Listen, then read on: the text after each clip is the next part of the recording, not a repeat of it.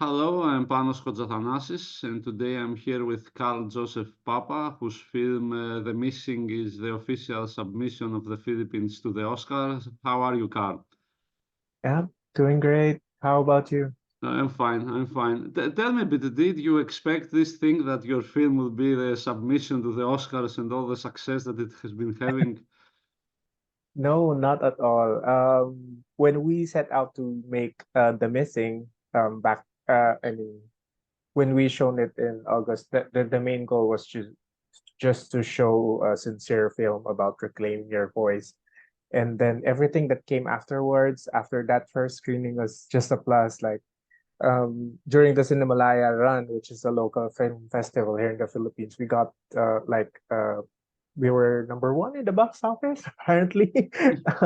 and then um and then they announced that they selected us for as the representative for for the Oscars, for the upcoming Oscars.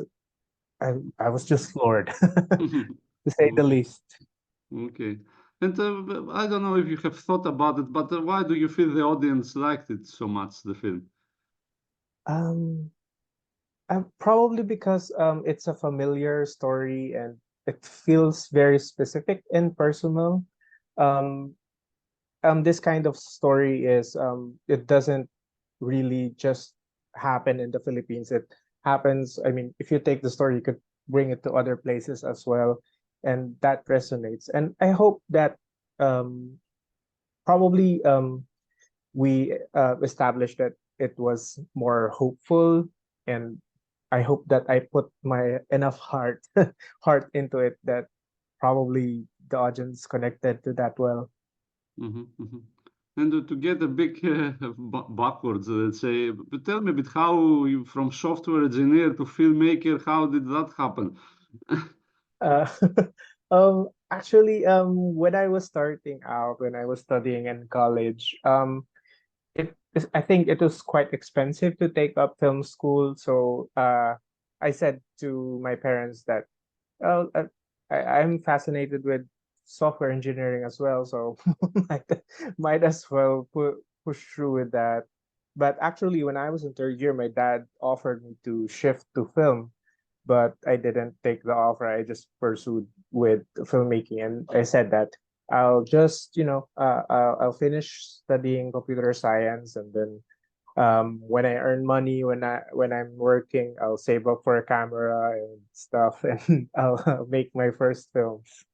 Mhm, mhm. Well, so you're still working as software engineer or? Yes, yes, actually, Oh. yeah. It's still my day job, and Okay. I make films whenever I feel like it, or if there's a story that I want to tell to people. Mhm, mhm. Okay. And tell me a bit, I was reading the Cinemalaya listing of your film, and in your statements, you say that this is very personal story for you. Can you elaborate on that a bit? Okay. Actually, the story for me, it started back in 2018. I got messages from different people. Well, it's on group chats by my relatives or people I know, and people were saying condolence to a familiar person that the name I haven't seen for a very long time. And when I researched who that person was, this was someone who's related to me and who stayed in our house when we were young, when I was young. And this person did sexual advances to me. And I was angry because I found out that he's dead and I can't do anything about it. So I started the film at first with the possibility of coping with my anger with what was happening. And then I talked to other people as well, did research, and then I evolved it to something more hopeful and come from a place of love. Because I don't want other Erics in the world to get hurt, but I want to give them a nudge or an urge for them to reclaim their voice and start speaking out. And I can't do that if the film is gonna hurt them more. So Mm-hmm. I wanted the film to be more of an encouragement for them to speak up. Mm-hmm. And has the film helped with your anger at the end? Yeah, actually, it kind of mellowed me down. I mean, the first drafts of the film felt like it was really angry. I felt that when I reread the drafts that I did, this is a very angry person. This is writing this, but I guess with writing the film and making it, it made me understand things more. Mm-hmm, mm-hmm. And in general, would you say that art can be a way out? Yeah, actually, art can be a way out. Art could be therapeutic. It can help people. Well, it did to me when I made my film. So it does. It does. Mm-hmm, mm-hmm. And tell me a bit, okay, because animation, particularly in the Philippines, is not usually like deal with subjects like yours. And how do you feel about that? Would you see that animation as a format is like, let's say, the proper format to tell a story like this? Um, um, it I well first animation is much so animation features are quite rare here in the Philippines. Actually, we had like just a dozen or a bit around that number. But I knew from the get-go when I wrote down the story, I knew that it was going to be animation. The styles that we picked, rotoscope and then the 2D animation, both complemented the mental state of Eric, which is, for rotoscoping, it brings a certain level of confusion. You start to question whether things are real or not. And that complements Eric as well, who is also doing the same thing, is also questioning whether things are real or not. As for the flashbacks, it was more traditional, hand drawn, and childlike because I wanted to evoke a feeling of nostalgia and for people to see that this is a memory that is stuck in childhood. So yeah, and I think um, the styles that we chose for the animation is quite complementary to what we are trying to say. So for me, at the least, I think it's the perfect way to tell this story. Mm-hmm. Okay. And okay, you eventually you reveal in the film what is exactly is happening, but you begin with a metaphor essentially, like the alien is a metaphor. Why did you choose that way and not make it, let's say, more clear from the beginning? Okay. Because I wanted to show that some people who have undergone such trauma in their life, they um they do not process things as easy as other people. It's not clear what they are going through or what is going through their head. For some people, they dissociate from what happened. Him replacing his bad memories with this alien, these metaphors of him losing his body. So it's metaphor or symbolism for not being able to work, not being able to be intimate with other people. So I want it to be gradual. I want the story to slowly tell, I mean, to slowly build up to that end wherein Eric was able to recover his mouth or his chance to speak, ability to speak. Mm-hmm. All right. So, and I wanted to ask you, this for me was a bit strange because usually in films like that, like yours, there is an accusation towards the parent that did nothing, let's say, but there is nothing like that Mm. in your film. There is no accusation towards the mother, let's say. Can you tell me a bit about that? I think I guess it's ingrained in the Filipino culture. Everything has happened within the family. It's more of swept under the rug. Um, Rather than people talking about it, they just accept that there are things that are happening that's bad, and we cannot talk about it to other people because there is a stigma, and probably people will I mean, people will feel ashamed of what is happening. But I wanted Rosalinda, the mother, to be that person wherein she knows that there's something happening with Eric, but um, she just lets um, she just lets Eric take his time um, to muster that confidence and muster the urge to speak about what happened to him. Okay, and tell me a bit more about the art form, the rotoscope, that you had actors first act and then you animated it. How does it work exactly?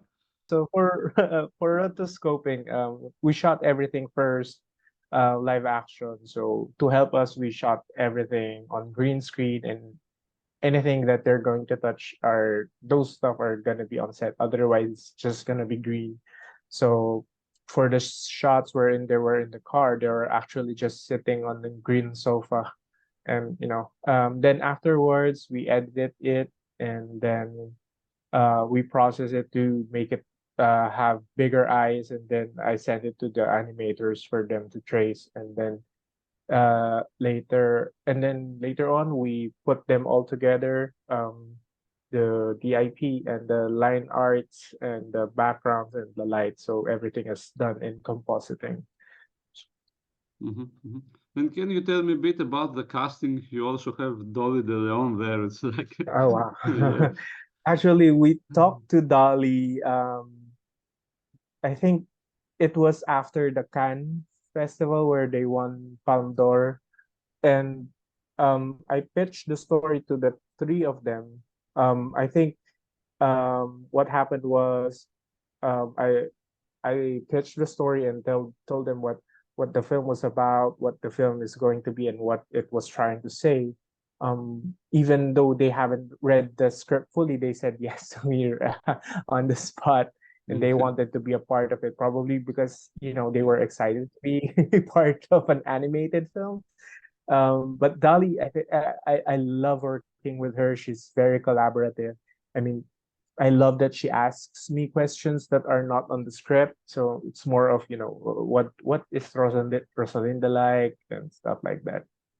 And the rest of the actors, Carlo Aquino, Gio Gahol. Carlo Aquino was, he was a very intense person to work with. He came on set like very silent. It feels like he was more what do you call this? He was more what do you call that style of acting where method. Okay. It feels like he was doing method, but when I talked to him, he said to me like he was scared of not portraying the character well. So what we did was we talked a lot and discuss what the intentions of these scenes were, or what are we trying to accomplish here. So it's really intense but very collaborative as well. I think all of them are really collaborative. Gio Gahol, I we actually I before the shoot we were talking a lot online, and we were discussing the films. He even suggested some scenes maybe we could tweak those a little. So even though he wasn't on those scenes, I love that he was making suggestions like that. So it was actually a fun shoot, and it was fun working with them. Even though we were dealing with the film with a very dark subject matter. And which would you say was the most difficult scene to shoot? The difficult scene for me was the part where he Eric was punching the alien. Mm. Um, I, the first time we shot it, the first take, he was just punching air. But Carlo Aquino asked for something to punch physically. So we created this dummy where it's filled with pillows and stuff and cardboard. And then he was punching it, and then I felt his emotion um right then and there, and it felt very cathartic. I mean, I wish I could bring that. I mean, that felt like the anger that I had when I first wrote the film down, and Carlo Aquino was doing that on screen when he was punching the dummy alien. That was hard for me to shoot. Okay. And tell me a bit, what is your opinion of the Filipino movie industry, how you have seen it, let's say? I'm sorry. Yeah, what It's is a your opinion it was regarding the Filipino movie industry at the moment? How would you describe it? um I think we are at a space wherein we are at the point in the industry wherein we are starting to be recognized more than just within the Philippines, but also abroad. I think the filmmakers who are, more pioneers than I am, like Lav Diaz, Brillante Mendoza. I mean, they have set you know, they opened the space for us, young. Well, I'm not young, younger, younger, filmmakers to thrive, I guess. And I'm really excited with the films that are coming out from younger filmmakers. It's fresh voice, and it's also fun to see how the veteran filmmakers are keeping up with the younger audience. So I think it's quite we're at the point where it's quite exciting to see what the Filipinos sort of come up with. Okay. And the last question, I guess, future projects. What are you working on next? Oh, okay. Right now I'm writing for someone else. It's it's his story, so I'm just helping him out. But for me, I really want to adapt my second animated film to theater. So I hope I could do that. It I'm was a working with short, right? Gio Kahwa. Uh, ah, It's a feature film also. It's an okay. animated feature musical Oh. about it's about losing memories. So I wanted to adapt that to stage. So hopefully I could do that probably next year or so. Okay, okay. Well, I guess that's it. Thank you very much. I hope you don't forget us when you win the Thank you. Oscar. Thank you for having me. Oh no. No, and thank you for interviewing me, and thank you for including the film in the list. So it Yeah, means a lot. I mean, I'm in the company of really great and cool people. So thank you so much. yeah. Congrats on the film once more. Okay, thank you very much. Have a nice day. Thank you Bye. so much. Have a nice day. Bye.